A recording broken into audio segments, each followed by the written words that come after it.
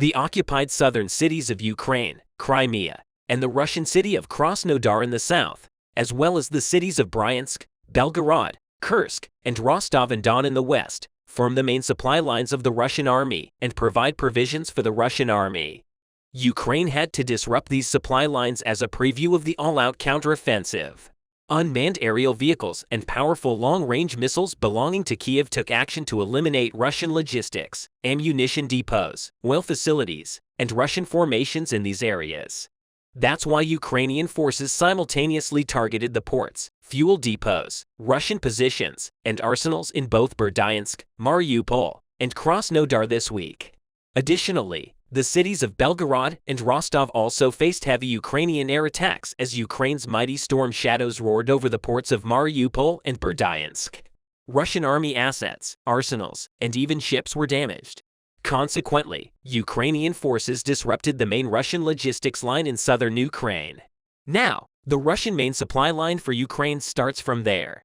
Ukraine knew that to achieve this, it had to target southern Russia. Krasnodar, situated at the other end of the Kerch bridge connecting Crimea to Russia, holds a strategic position as the primary point for supplying the Russian army in Crimea and Ukraine. The Russian army sends soldiers, ammunition, war vehicles, and fuel to Crimea and other fronts via Krasnodar and Krasnodar. The Russian supply lines include the Kerch bridge for both railway and road transportation. Fuel and supplies are transported to the occupied ports of Mariupol and Berdyansk via the sea route from strategic points such as Taman Port and Novorossiysk Port. In other words, Krasnodar is one of the most strategic points supplying both Crimea and the Russian army.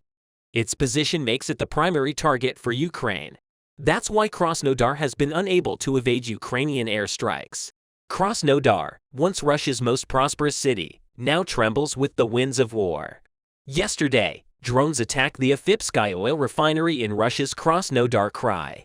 Dramatic footage of flames reaching the skies at a Russian oil refinery has surfaced online after Russian authorities reported a drone attack on two oil facilities in the Krasnodar region. Huge flames were seen in the videos showing the fire at the Afipsky facility.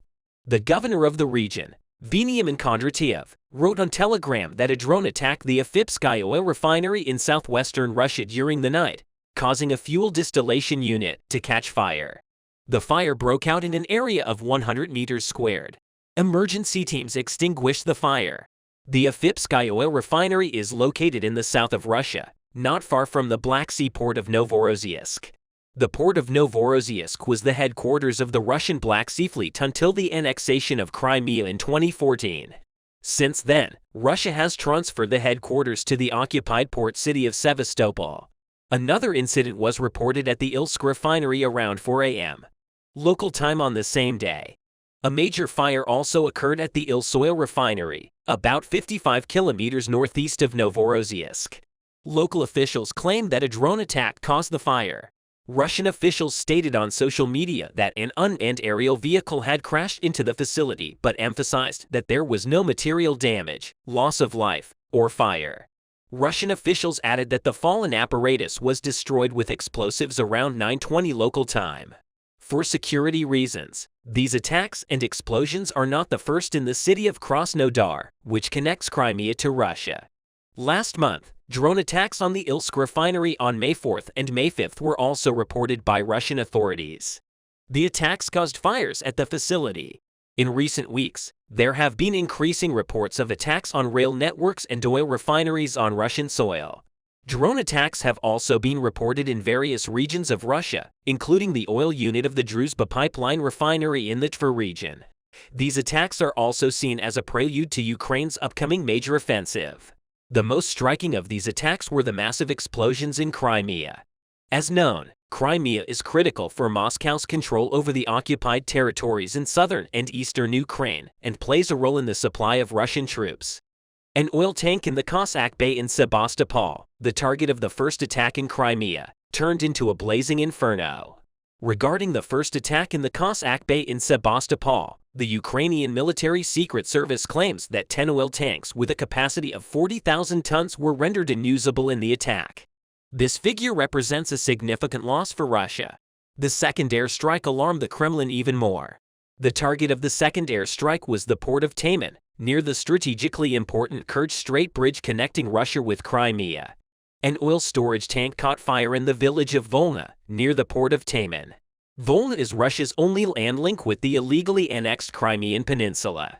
Moreover, the city is located near the Kerch Strait Bridge, which is an important supply route for Russian forces in the ongoing war in Ukraine. This situation may disrupt the connection and logistics of Crimea and Ukraine for Russia. Meanwhile, Russia's Black Sea port of Taman is preparing to suspend exports of highly explosive liquefied petroleum gas (LPG) due to concerns over drone attacks. Railway operators in Russia and Kazakhstan have already announced plans to restrict cargo shipments to Taman, which accounts for about 7.5% of Russia's total LPG exports. 3 sources with direct knowledge of the situation stated that Taman will suspend the transportation of LPG, also known as propane and butane, due to the fuel's explosive nature. Sources did not specify when the port will cease LPG handling and stated that existing stocks will be shipped first. 2 of the sources reported that LPG operations at the Taman Transit Complex, which has a cargo capacity of 20 million tons per year, will be suspended indefinitely. Taman Neftegas, the operator of the Taman Transit Complex, which also handles crude oil and petroleum products, did not respond to a request for comment. According to available data, railroad LPG supplied to Taman, one of the suppliers for Russia and Kazakhstan, amounted to 192,000 tons from January to May. Last year, the complex shipped 328,000 tons of Russian and Kazakh LPG. Sources stated that for now, the complex is handling LPG loads from stocks at the port. Other market sources claim that they are exploring alternative routes to export LPG from Russia, including Poland and China. Concerns over drone attacks on Russian infrastructure are the latest example of how the conflict in Ukraine affects energy supply and how dependent Russia is on security in the Black Sea, where it sends fuel to world markets. On the other hand, an important logistics and supply center providing provisions to Russian troops is at the focal point of the attacks in Berdyansk. The long-range attack targeted the Russian-held port city in the Sea of Azov. The attack on Berdyansk is another example of Ukraine's ability to hit Russian targets far beyond the front lines. An official stated that the Russian-occupied port city of Berdyansk was hit by a Ukrainian missile the other day. Berdyansk, about 96 kilometers from the front lines, is the latest example of long-range targets that Ukraine can now hit thanks to donated weapons. This is at least the 4th attack on the port city in recent weeks.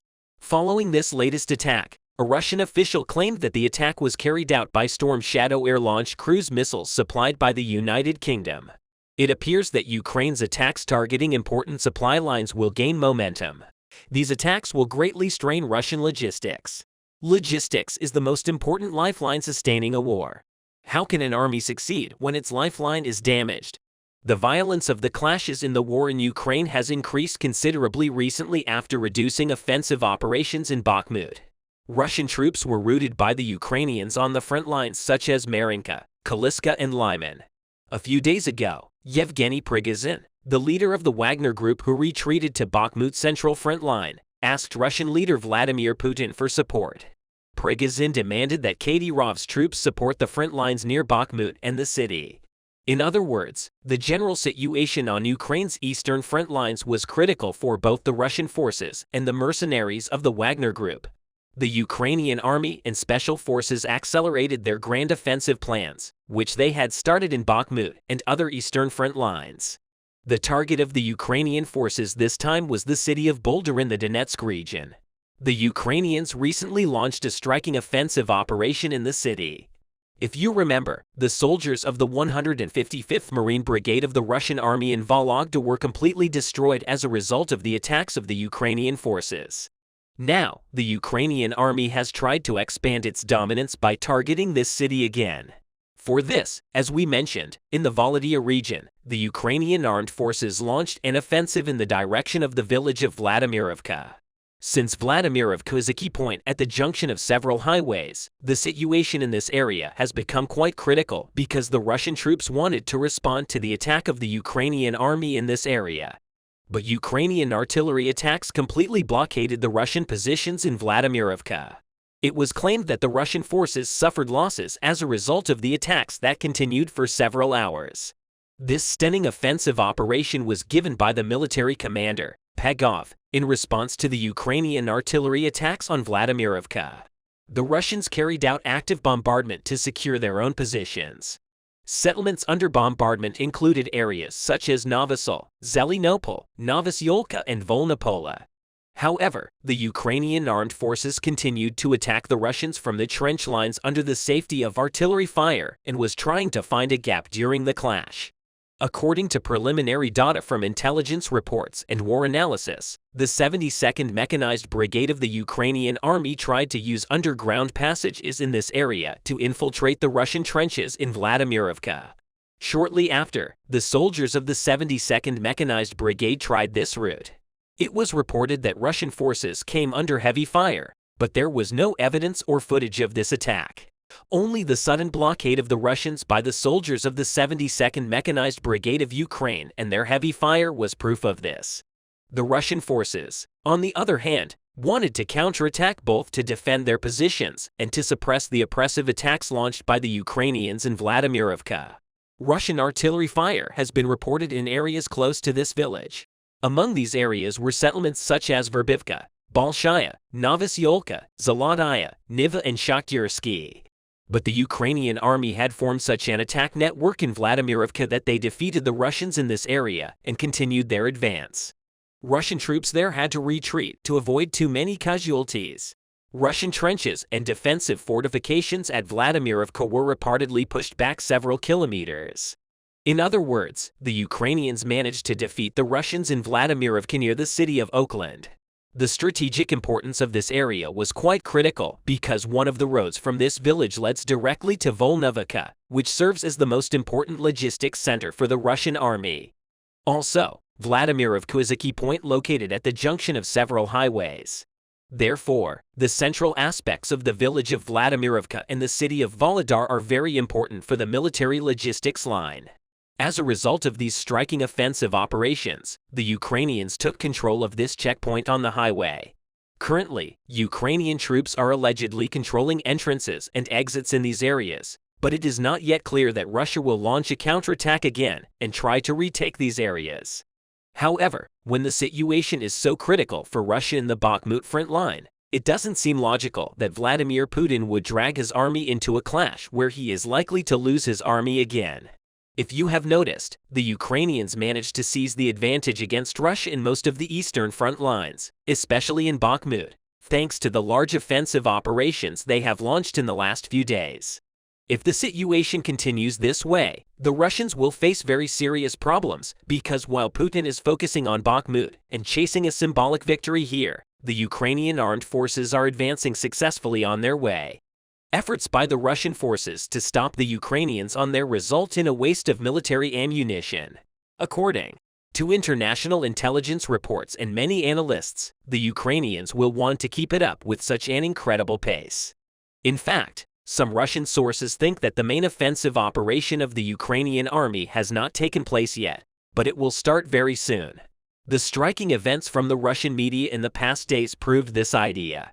Russian state television presenters and guests appeared worried about Ukraine's pending counteroffensive in a recent episode. They stressed that Russian troops should continue to prepare for attacks on Kiev amid Putin's army's ongoing war with the Eastern European country. Anton Gerashenko, advisor to the Minister of Internal Affairs of Ukraine, shared a critical assessment on this issue. Gerashenko posted a clip of Russian state television with English subtitles on Twitter. Also, he noted that Russia's concern about Ukraine's counterattack now seems to be a regular part of Russian propaganda programs. Meanwhile, Western countries continue to send military aid to Ukraine, including tanks, artillery, and advanced military equipment to help the war-torn country prepare for a spring counterattack. These military aids to the Ukrainian army are also considered as another harbinger of Kiev's great offensive plans. On the other hand, according to Denis Pushilin, Russian politician and acting president of the Donetsk People's Republic, Russian forces stationed in southern and eastern Ukraine are still holding their positions and advancing before the counterattack on Kiev. Russia especially seeks to protect Crimea because if the offensive operations of the Ukrainian armed forces continue successfully in this way in the future, the Russians will be much more worried. At present, The Russians seem to understand the extent of the danger. The reason for this is the attempts of the leader, Vladimir Putin, to turn the Crimean Peninsula and its surroundings into a fortress that is surrounded by walls. The defensive fortifications built on the peninsula these days are quite remarkable. But there is one detail that Putin overlooks when Ukrainians attack Crimea. They often use drones. In other words, in order for Putin to completely protect Crimea from attacks, it will be necessary to build trenches at the same height as the altitude of the UAVs used by the Ukrainian army. Of course, the impossibility of this situation also gives a chance to the attacks of the Ukrainians on the peninsula. As a result, the Ukrainian armed forces continue to carry out liberation operations, both from the harsh steppes of the Donbass region and from the forested lands of the southern front lines in order to end the Russian invasion operation that has been going on for more than a year. It should not be forgotten that Russian citizens also support the war, that the Ukrainians continue for the cause they believe in. As you know, the Legion Group and Russia's volunteer unit, which are fighting for freedom for Russia, are also trying to support the efforts of the Ukrainian army by organizing offensive operations in Russian cities on the borderline. So the Ukrainians are doing their best to save their independence with one heart and one purpose. A very harsh role came from the Ukrainian army. The Russian general lost his life as a result of this. But the death of the Russian general is very suspicious in this development that shocked the whole world. Putin, who was afraid of the coup, had the general executed. With this, the Russian people could not hide their astonishment. Putin's next move shocked the whole world. In the last days of Russia's war with Ukraine, things have taken a completely different turn. Many generals in the Russian army, which has been unsuccessfully managed from the very beginning of the war, started to express their concerns about the inadequacy of the steps taken against Ukraine.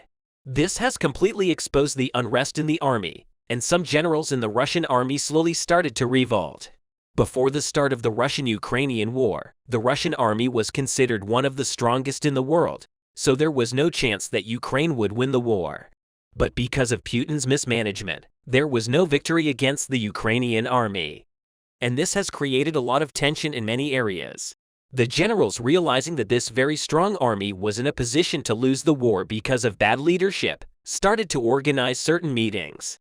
In one of the most important of these meetings, many ideas were brought to light, such as making peace with the Ukrainian army. But the possibility of uprisings within the army emerged.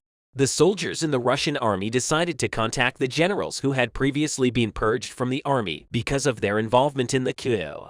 These generals were actually going to give a certain roadmap, and Putin realized this.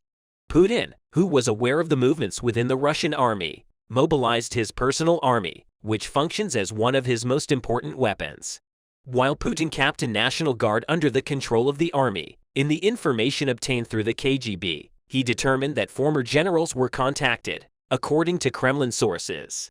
The most important of these generals is Major General in Montpatasio. This general, who was very important for the army, was a real hero. And Putin called him to the army for no apparent reason. And then there were unexpected developments. Major General in Montpatasio was one of the most respected generals in the Russian army. In addition to his services to the Russian army, Bordashev, one of the rare generals who maintained the tradition of the Red Army, was a very important figure, but also one of the many generals who expressed the need to speak out against Putin's failed administration, was forcibly retired about 10 years ago. This showed us once again how much politics has entered the Russian military. One by one, Putin purged the most qualified generals, including many like Protasov, whom he considered to be involved in the coup. And as a result of such purchase, the army started to lose more and more power. And this revealed how clear a victory the Ukrainian army could actually win. And with this latest blow, the Russian army is at a loss. Ukrainian intelligence took immediate action thanks to the information provided by an anonymous radio contact. The person on the other side of the radio who claimed that an astute modified fighter jet would carry generals to the Donbass region stunned the Ukrainian army. Ukrainian immediately deployed its air defense systems to take action in this region. The Ukrainian military was also aware that this could be just a rhetoric, but there was a possibility that there might be an agent with an inside connection. And thanks to these air defense systems installed in the Donbass region, the Ukrainian army shut down the Russian Su-25 fighter jets quite easily. Even the Ukrainian army was quite surprised after the operation because it turned out that an operation against the Russian army was carried out so easily for the first time. Following these developments, the Ukrainian army shared information that would horrify the whole world. The source of the information that enabled the downing of the S-25 aircraft with Major General Kerem at Patricia was identified. According to the Ukrainian military, the source of the radio that gave this information has been identified, but the location stunned the whole world. The radio that gave the location of this general, who had served in the Russian army for many years and was possibly retired, came from the Kremlin. This information was shared with the whole world. And once again, it became clear that Putin was at the center of a great intrigue. This was precisely one of the steps taken by Putin, who feared a coup when the Russian army started to suffer continuous defeats against Ukraine. This is how they intimidated all the civilians, soldiers, and bureaucrats who opposed them. This created a huge tension.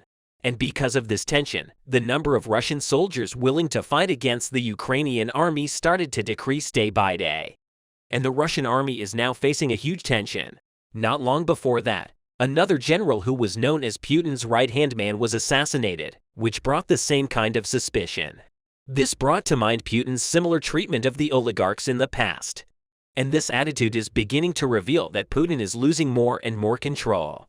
Because of his irrational policies, Putin has become a leader who is no longer supported even by the former oligarchs. In a meeting with the oligarchs before the war broke out, Putin came up with a very different idea. He said that the Russian army should go into Ukraine and that natural gas should be reduced or denied to Europe through embargoes. This caused a huge controversy among the oligarchs, and trust in Putin has once again diminished. The oligarchs protested against this decision, believing that the Russian army would not survive such a war, and vetoed the cancellation of the gas shipments. But this made Putin very angry, and he decided to launch a massive offensive against the oligarchs. Although Putin has not visibly harmed the oligarchs, things have never been that way. The oligarchs who were against the policies against Ukraine were destroyed in a period of 10 months. One fell down the stairs, another committed suicide. According to the results obtained by experts in this field, it is thought that Putin's assassination methods were applied. This situation is expected to create much bigger problems in the future. And if Putin has worse days, it seems likely that the Ukrainian army will be able to win the victory in a short time. At this point, the comments made by our analysts were of a nature that would stun the whole world. According to war analysts, the Ukrainian army is expected to take victory in a short time if this army fails to overcome internal disagreements. Putin may even resign, and this will allow the Ukrainian army to use its advantages in many areas. The Russian army will start to lose the possibility of victory against Ukraine.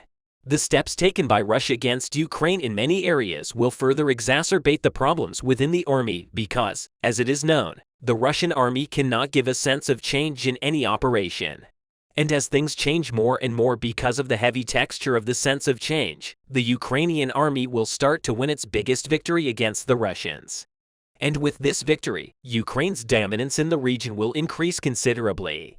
The fact that the Ukrainian army is now ahead of the Russians in many areas is very important for the course of the war.